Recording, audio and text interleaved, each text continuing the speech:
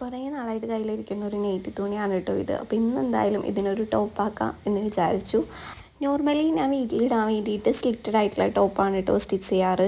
എനിക്ക് അങ്ങനത്തെ ടോപ്സാണ് വീട്ടിലിടാൻ വേണ്ടിയിട്ട് കംഫർട്ട്.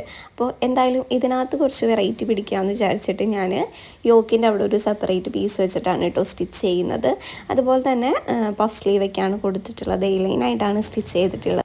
പഫ് സ്ലീവിൻ്റെ മാർക്കിങ്ങും കട്ടിങ്ങും നമ്മുടെ ചാനലിൽ ലോങ് വീഡിയോ ആയിട്ട് ഇട്ടിട്ടുണ്ട് കേട്ടോ. അപ്പോൾ ആവശ്യമുള്ളവർ ജസ്റ്റ് ഒന്ന് കയറി കണ്ട് നോക്കുക. ഈ സ്റ്റിച്ചിങ്ങിൽ ബിഗിനേഴ്സിനൊക്കെ ട്രൈ ചെയ്ത് നോക്കാൻ പറ്റുന്ന ഒരു മെറ്റീരിയലാണ് കേട്ടോ നെയ്റ്റി ബിറ്റുകൾ. ഒരുപാട് വിലയുമില്ല, എന്നാൽ നമുക്ക് നല്ല രീതിയിൽ കൈ വഴങ്ങി കിട്ടുന്ന മെറ്റീരിയലാണ്. അപ്പോൾ അതിനകത്ത് സ്റ്റിച്ച് ചെയ്യാൻ കുറച്ചും കൂടി എളുപ്പമാണ്. അപ്പോൾ നിങ്ങൾക്ക് ട്രൈ ചെയ്ത് നോക്കാം. ഇങ്ങനെ വെറൈറ്റി ടോപ്പുകളൊക്കെ സ്റ്റിച്ച് ചെയ്ത് പഠിക്കാം കേട്ടോ. അത് നല്ലൊരു ഓപ്ഷനാണ്. അപ്പോൾ ഞാൻ ഇട്ടിട്ടുള്ള ലുക്ക് ഞാനിവിടെ കൊടുക്കാം. എങ്ങനെയുണ്ടെന്ന് നിങ്ങൾ പറയൂ. അതുപോലെ തന്നെ ഇങ്ങനത്തെ വീഡിയോസൊക്കെ കാണാൻ ഇഷ്ടമാണെങ്കിൽ എപ്പോഴും പറയുന്നത് പോലെ നമ്മുടെ ചാനലും കൂടി ഒന്ന് സപ്പോർട്ട് ചെയ്യും.